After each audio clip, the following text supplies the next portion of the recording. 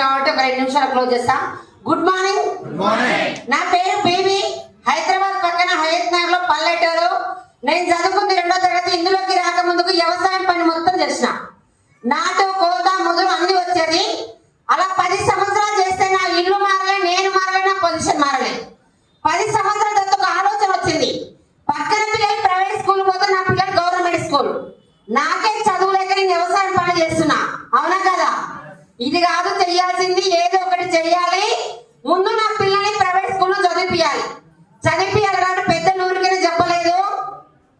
వయసు ఉన్నప్పుడే సంపాదించుకోవాలి, దీపం ఉన్నప్పుడే ఇల్లు చక్క పెట్టుకోవాలని చెప్పి పెద్దలు. అవునా కదా? అలా చేసి ఇది కాదు, నెలకి ఏదో చేసిన పిల్లలు చదివించుకోవాలని ఒక స్కూల్లో జాయిన్ అయినా. అక్కడ స్కూల్లో జాయిన్ అయితే మా మేడం 3000 ఇస్తా, నీ పిల్లలు కూడా ఇందులో చదివించుకో, చేసుకోమని చెప్పింది.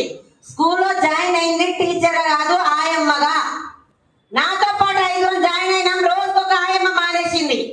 ఊళ్ళో తోడుంటారు, మీరు ఎందుకు మానేసిరమ్మా అంటే, స్కూల్లో 40 మంది పిల్లలు నర్సరీ, ఎల్కేజీ, యూకేజీ ముట్లు కడగాలంటే ఈ పిల్లల దగ్గర చేసి మేమేమన్నా చనిపోతే నా పిల్లలు రోడ్ల మీద పడతారు, బతికుంటే బలిజాకు తినొచ్చమ్మా, మేము మాత్రం చేయమని చెప్పి.